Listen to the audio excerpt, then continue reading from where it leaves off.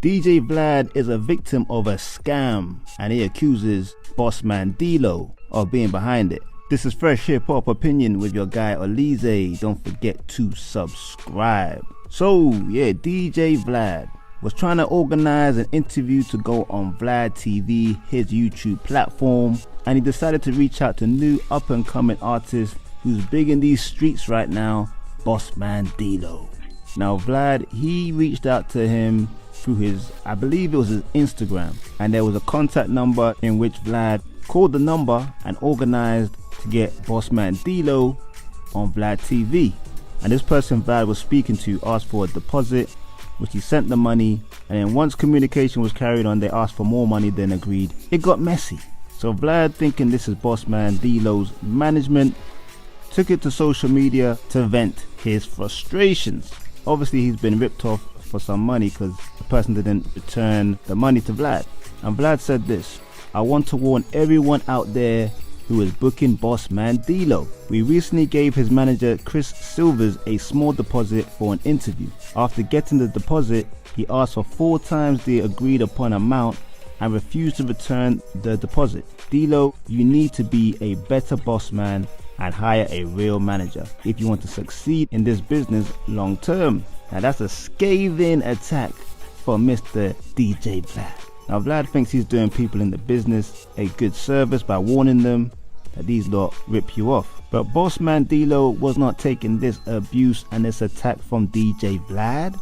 He took to social media and responded to the post, and he said, "My manager, time out, it's all in my bio. Never heard of this Chris Silvers in my life," and a whole bunch of laughing and crying emojis. So then you're thinking, what's going on here? How can there be such a mix-up? But Vlad responded, and since Bossman Dlow is now trying to claim that the guy who scammed my booking guy isn't his manager, here is the phone call that we got from the same number that's on Dlow's IG page for bookings. So now you're thinking, is Dlow up to something?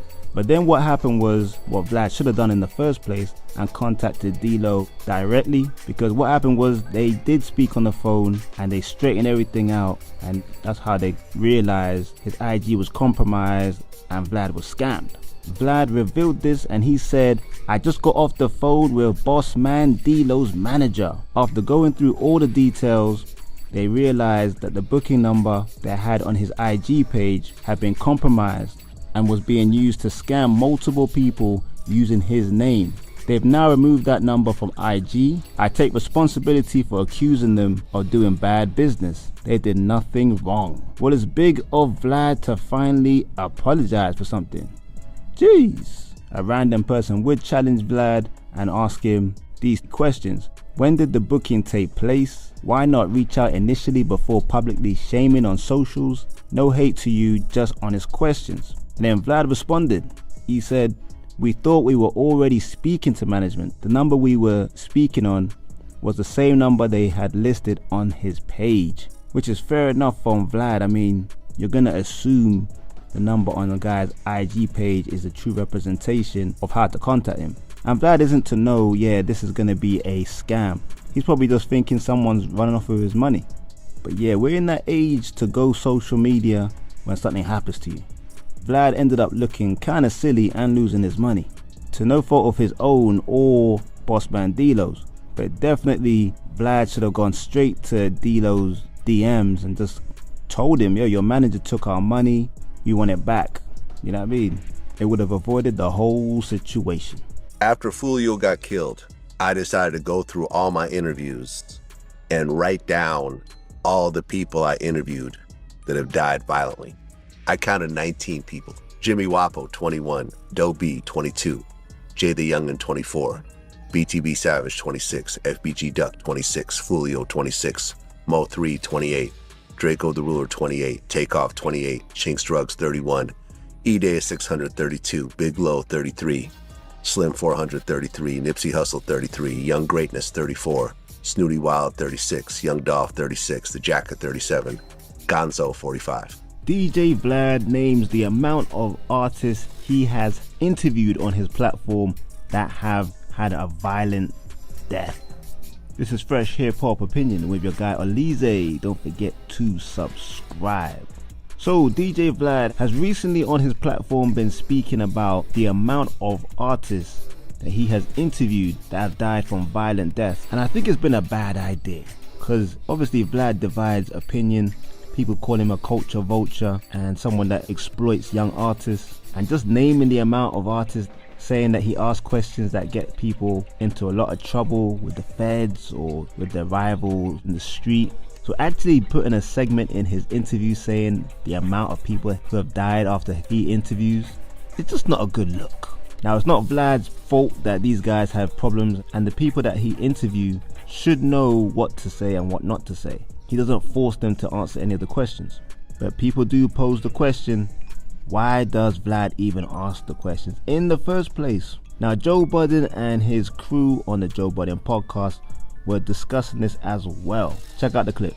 If you're giving a warning to somebody, look, I don't like the path you're going on, and the reason I don't like the path you're going on is because I've seen it in the past. I've seen the results. Mm-hmm. I gotta say, I mean, as much as I would love to disagree with Vlad, because he's one of my least favorite people in the world, I gotta say, that ain't wrong. Right message, wrong messenger. Yes. And also don't exploit it. Don't bring them on and have them crash out on film for views. Yeah. That's what I don't respect. That's what I've always disagreed with Vlad on, is like creating a spectacle out of this. I used to watch AR Ab go on.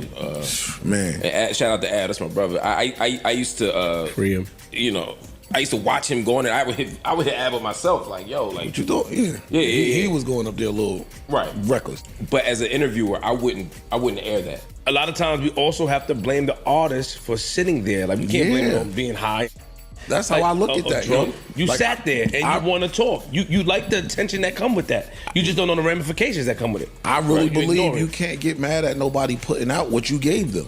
That is true. I stand in that. Like, if you don't, I say all the time, yo, if you don't want it out, don't say it. But he also goes digging for that. And yes. Again, that's different. And he has a right to go dig for it. And artists have at some point we gotta say, stop going there. There's a million other places you could go and not be exploited that way. So I'm not saying he's doing anything like illegal. Vlad has a right to do that exploitative. I hope at some point we stop going there and allow him. We have to have another outlet then. And that's it. Why do we hold Vlad to this standard? Yeah. He's interviewing people they're using the interview to put active cases on you. He claims to be part of the culture. And in the culture, that's why he gets to interviews. That's why he's in the mix. And I'm just saying, he is part of the culture. That's what makes it exploitative. Yeah, fam. A bit of a mixed reaction from the Joe Budden podcast co-host.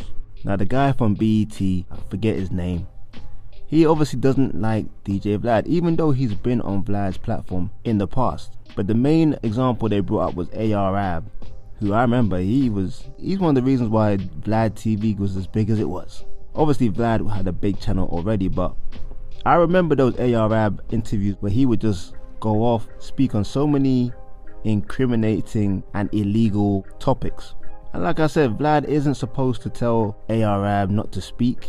Arab's a big man. He should have had the sense to not speak of illegal activities on camera. Vlad deliberately gets young artists who are not media trained and asks them probing and controversial questions, knowing more or less they're gonna give a controversial answer. And that's where people feel like Vlad, even though it's not his responsibility, he should take the responsibility as an older man who understands the potential repercussions to not ask the probing questions. I mean, Vlad has the biggest indicator of how dangerous his interviews can be, the questions he asks anyway, by just the fact that 18 or 19 artists have died from violence after he interviews them. But should Vlad be held accountable for these artists who just say too much in front of the cameras on this massive platform, where some of the times it results in them losing their lives? I can see both ends of the spectrum. I can see both points of view. I do think Vlad should take some responsibility for asking less provoking questions. But at the same time, like a lot of people have said, Vlad does not force anybody to say anything they don't want to say. I'm sitting on the fence on that one. I can't blame Vlad, but that's just my opinion. I want to know yours. Leave a comment below, like, subscribe, and hit that notification bell. It's Fresh Hip Hop Opinion. Peace and love.